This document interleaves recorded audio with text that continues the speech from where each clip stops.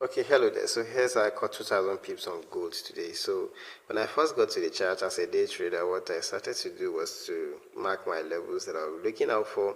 Remember, gold is volatile, so most of these levels actually are very big movements. So I marked about 3 points I'll be looking at. I beg your pardon. So I marked at this level. By the way, I got to the chart pre-London, so this is around pre-London session. So basically, these candles in the right side have not formed as at the time I got to the chart. So when I marked out these levels, I now went down to the M30 just to look. Everything looked all right. So I went back to the M15 again just to verify.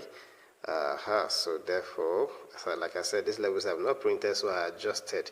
Why I adjusted this line to this place is just to match this close that you can see here. Okay, so you can see there's a close here which match this level, so I'll be hoping for reactions around here. Okay, all right, so having done that, I now went down again to my M5, which is my entry time frame.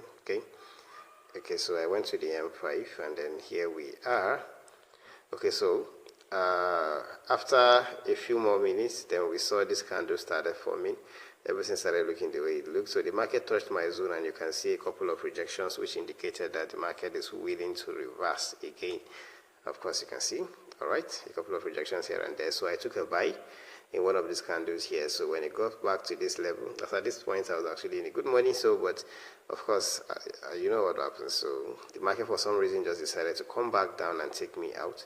By the way, my stops are super tight because I'm actually running a challenge to make 100% every week. So of course, you can imagine I can't use very wide stops. But ideally, my stop should be way below here. And let's be honest, even if I had done that, my losses would just have been about the same. But of course, you can't fathom that. So by the way, so after taking this trade, I was in it for about 30 minutes, we're close to an hour, and then the market came back down here and took me out on this candle. So when it took me out, because I felt it was still within the range, as you can see here, this is still within the range. So this close of this candle was within the range. I decided to take another trade with just a stop loss directly below here, and I got taken out by this candle. When this candle, before the formation closing of this candle that took me out, this momentum candle here, what the market did was quite tempting. What it did was it just wicked down. If I can show you the M1 chart, you can see for yourself. I'll just show you the M1 briefly so you can see what I'm talking about. So when the market got to that level, look at the candle now.